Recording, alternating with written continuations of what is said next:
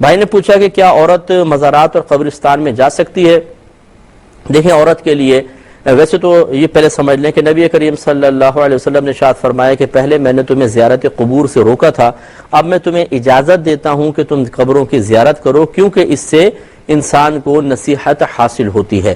اور جب نبی کریم، اب یہ سرکار کا حکم ہے، اس میں نہ مرد کی تخصیص ہے نہ عورت کی تخصیص ہے۔ جب نبی کریم صلی اللہ علیہ وسلم کا ایسا کوئی حکم آ جائے جس میں خاص عورتوں کو یا مردوں کو مخاطب نہیں کیا، تو حکم دونوں کے لیے ہوتا ہے، گویا کہ اجازت دونوں کے لیے ہے۔ اس قسم کی حدیثوں سے اجازت نظر آتی ہے کہ عورت مزار پہ بھی جا سکتی ہے، قبرستان میں بھی جا سکتی ہے، لیکن فقہا نے ضرور بیان فرمایا کہ چونکہ صحابہ کرام علیہم الرضوان نے اس بات پر اتفاق کر لیا تھا کہ فتن زمانہ کی وجہ سے عورتیں مسجدوں میں جماعت کے لیے حاضر نہیں ہوں گی،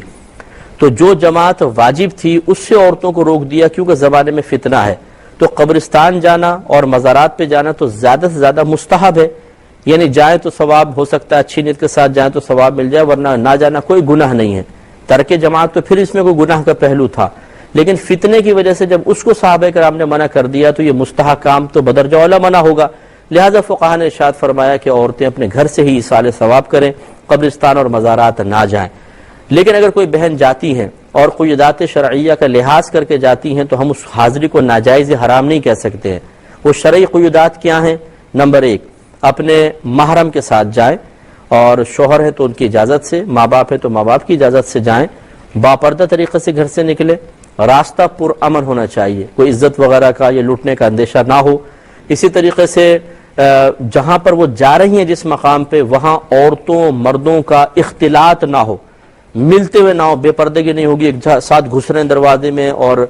قریب قریب ہے، ایسا نہیں۔ اگر عورتوں کا دروازہ علیحدہ ہے، مردوں کا علیحدہ ہے، علیحدہ علیحدہ بیٹھیں گے اور مردوں سے آمنا سامنا نہیں ہوگا، تو پھر ان شرائط کے ساتھ اچھا پھر یہ بھی فقہا نے لکھا کہ وہاں جا کے رونا پیٹنا نہ کریں یا ادب میں حد سے آگے نہ بڑھیں، جیسے کہ علماء نے حاضری مزار کا طریقہ یہ بیان کیا کہ آپ قدموں کی طرف سے آئیں۔ یہ حدیث میں بھی سرکار نے فرمایا سر کی طرف سے نہ ہو کہ اس سے مردہ پلٹ کے یوں دیکھتا ہے تو اس کو اذیت ہوتی ہے، تو قدموں کی طرف سے آئیں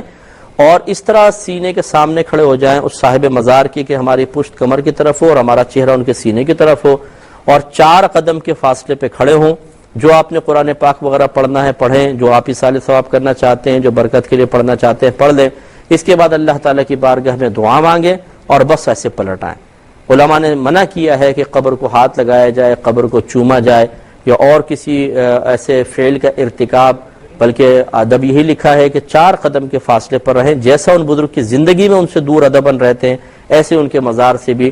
فاصلہ رکھا جائے۔ تو ان قیودات کا لحاظ کر کے اگر کوئی بہن جاتی ہیں تو بہرحال جانا جائز ہے، لیکن افضل یہی ہے کہ وہ اپنے گھر سے ہی ایصال ثواب کرے۔ اور یہ جو حدیث بیان کی جاتی ہے کہ جو عورت اپنے گھر سے مزار کی قبرستان کی زیارت کے لیے نکلے تو اس پہ اللہ کی لعنت ہوتی ہے، یہ فرشتوں کی لعنت ہوتی ہے، یہ حدیث اسی چیز کے ساتھ مقید کی گئی ہے کہ جب وہ عورت قیودات شرعیہ کے خلاف نکلے، بے پردہ نکلے، راستہ پرفتن ہو، وہاں عورتوں مردوں کا اختلاط ہوگا، یہ قبر پہ جا کے روئیں گی، پیٹیں گی، چلائیں گی یا بے ادبی میں حد سے آگے گزر جائیں گی تو ان پر اللہ کی لعنت ہوگی، ویسے نہیں ہے۔